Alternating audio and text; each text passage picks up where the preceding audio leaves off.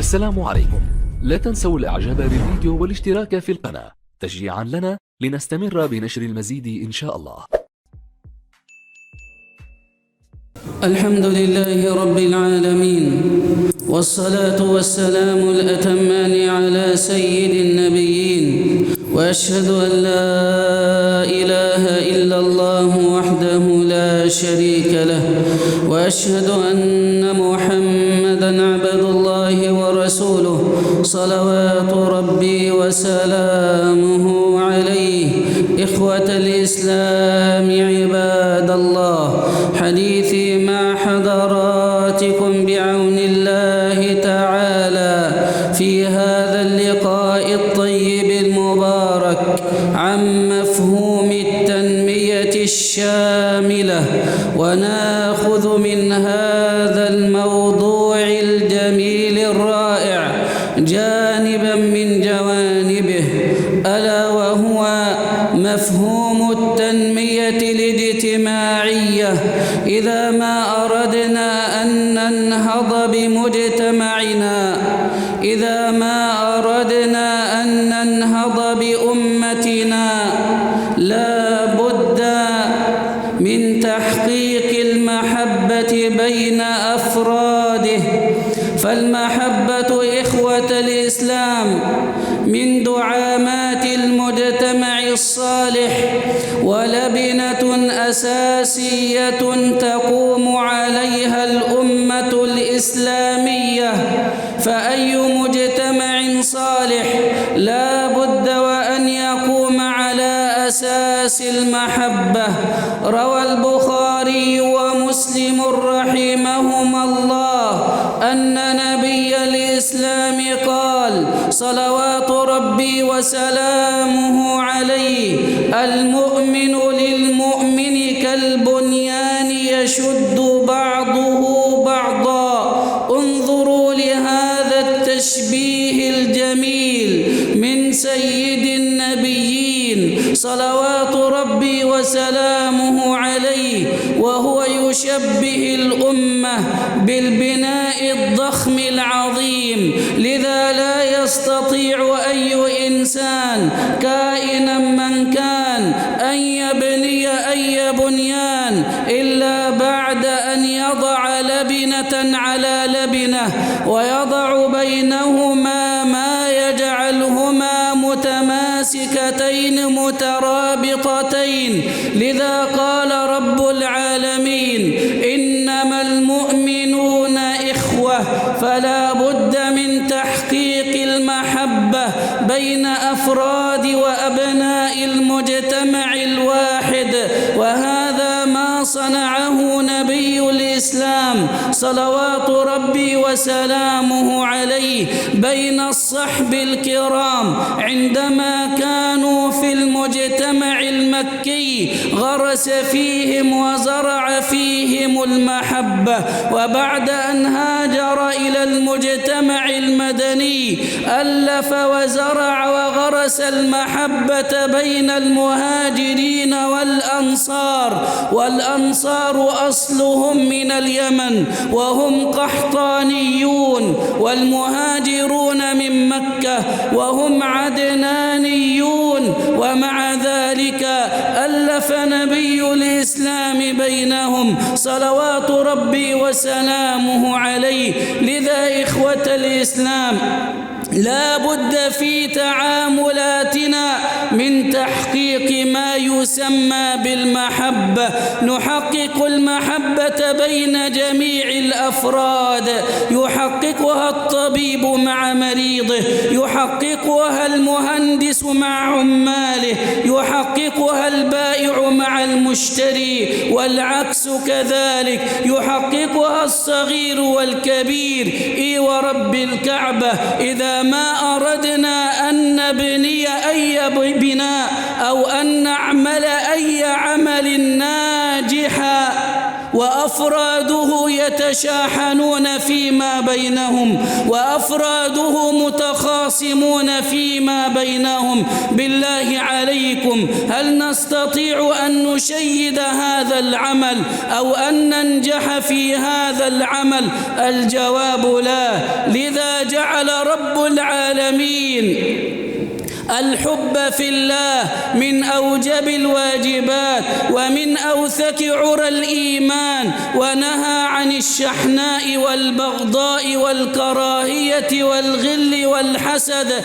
ثم اعلم عبد الله بأن المحبة طريق لك ورب الكعبة من طرق الجنان، كالصلاة والصيام وكالحج وغيرها من أعمال صالحة. لذا قال نبي الإسلام صلوات ربي وسلامه عليه: والذي نفسي بيده لا تدخلوا الجنة حتى تؤمنوا، ولا تؤمنوا حتى تحابوا. جعل نبي الإسلام الإيمان شرطا من دخول الجنان صلوات ربي وسلامه عليه. يا من تخاصم الناس، يا من عاديت الناس، يا من قاطعت الصغير والكبير، انتبه، فأنت والله تخاطر بقضية الإيمان، أنت والله تخاطر بقضية الجنان، أنت تخاطر بجنان رب العالمين. ثم يقول نبي الإسلام: ولا تؤمنوا حتى تحابوا. يدلنا صلى الله عليه وسلم ويأخذ بأيدينا إلى طريق من طرق المحبة في الله ولله. أولا أدلكم على شيء إذا فعلتموه تحاببتم؟ أفشوا السلام بينكم. يا من هجرت السلام على عباد الله، انتبه، يا من مررت بعباد الله ولم تبالي بهم ولم تلق عليهم سلاما لأجل ما في قلبك من الشحناء والبغضاء، انتبه، فإن الأمر جد خطير. يقول نبي الإسلام فيما يرويه عن ربه تعالى عندما يقول الملك الجليل في يوم القيامة: أين المتحابون بجلالي؟ اليوم أظلهم في ظلي يوم لا ظل إلا ظلي. هنيئا ورب الكعبة لأهل المحبة، هنيئا ورب الكعبة لمن نقى قلبه لعباد الله. يقول رب العالمين: اليوم أظلهم في ظلي يوم لا ظل إلا ظلي، في يوم الحر الشديد وفي يوم الكرب العظيم، في يوم عند ربك كألف سنة مما نعد ونحسب، فلا إله إلا الله، في يوم تدنو فيه الشمس من رؤوس العباد بمقدار ميل، كما أخبر نبي الإسلام صلوات ربي وسلامه عليه. ويقول نبي الإسلام أيضا: لا يؤمن أحدكم حتى يحب لأخيه ما يحبه لنفسه.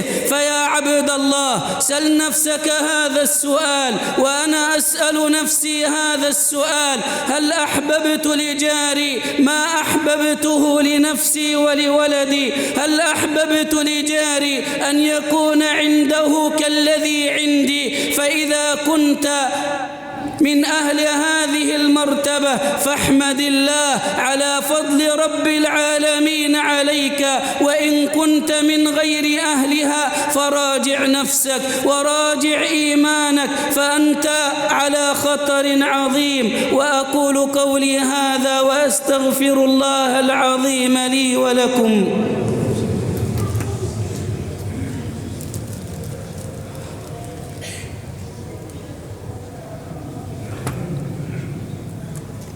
الحمد لله رب العالمين، والصلاة والسلام الأتمان على سيد النبيين صلوات ربي وسلامه عليه.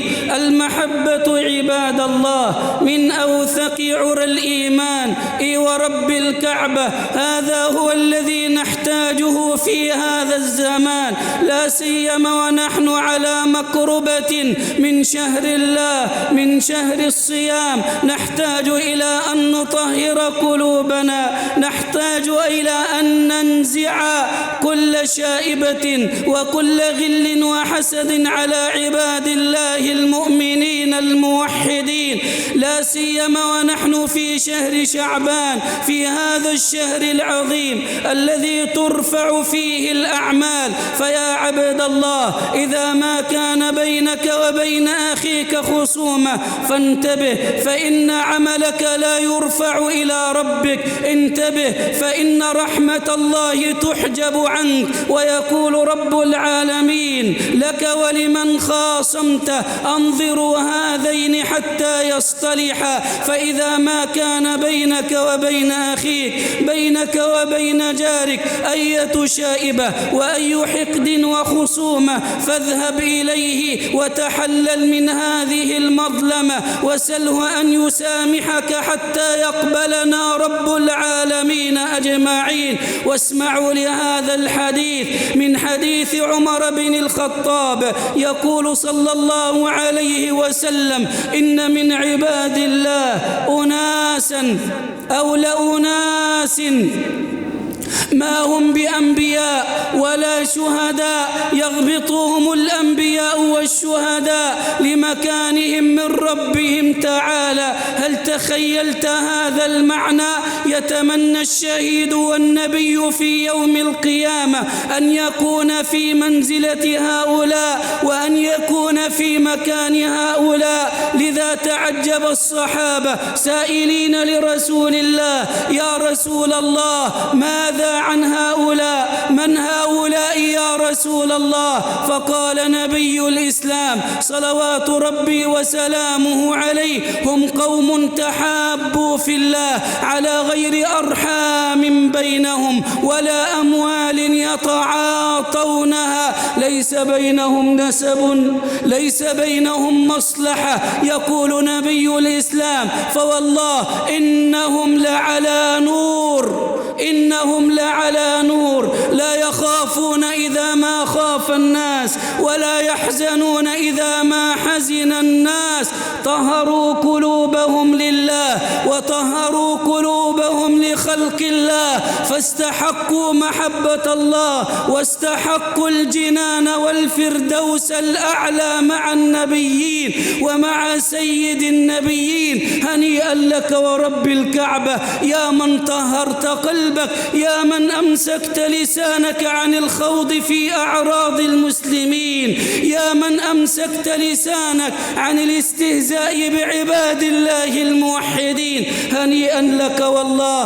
إخوة الإسلام عباد الله، وفي الختام أوجه رسالة لنفسي ولإخواني أولياء الأمور أن يأخذوا على أيدي أبنائهم الذين يعملون على شراء الألعاب النارية كالصواريخ وغيرها، ويؤذون بها المرضى ويؤذون بها المصلين في مساجدهم وفي بيوتهم. نقول لأولياء الأمور: انتبه وخذ على يد ولدك، فإن لم تفعل كنت آثما. ورسالة أيضا توجه للباعة في المحلات: اتقوا الله عز وجل في أبناء المسلمين، ولا تبيعوا إلا ما أحله رب العالمين، لا تبيعوا إلا ما كان فيه منفعة لأبناء المسلمين، فإن لم تفعلوا ذلك وقعتم في الإثم ورب الكعبة. ورب العالمين سائل الجميع عن كل صغيرة وكبيرة، فلننتبه لهذا سائلين المولى تبارك وتعالى أن يجعل عملنا كله صالحا، وأن يجعله لوجهه خالصا، وأن لا يجعل فيه شائبة لأحد من خلقه. اللهم إنا نسألك حبك وحب من يحبك والعمل الذي يبلغنا حبك. اللهم اصلح بلادنا وجندنا، اللهم احفظ بلادنا وجندنا، أنت ولي ذلك ومولاه. اللهم ارفع مقتك وغضبك عنا، اللهم اشف مرضانا ومرضى المسلمين. اللهم أنزع حب المعاصي من قلوبنا، اللهم انزع حب المعاصي من قلوبنا. اللهم ارحم موتانا وموتى المسلمين. اللهم بلغنا رمضان، اللهم بلغنا رمضان. وآخر دعوانا أن الحمد لله رب العالمين. واقم الصلاة.